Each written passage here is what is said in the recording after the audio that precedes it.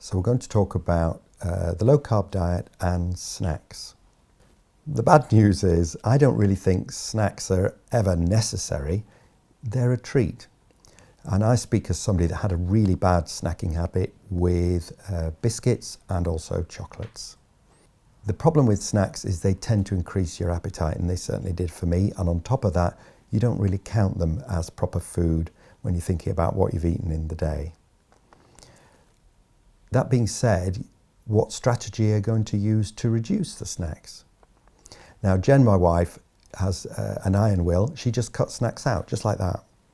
It took me a year to cut biscuits out, and I couldn't even do it. I had to transfer from one type of biscuit to another.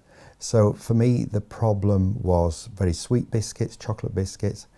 I transferred across to wholemeal oat biscuits.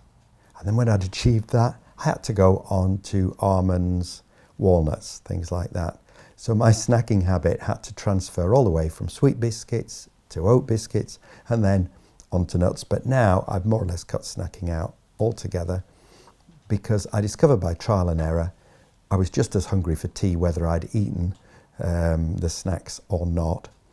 And of course they're adding to the calorific burden on the day.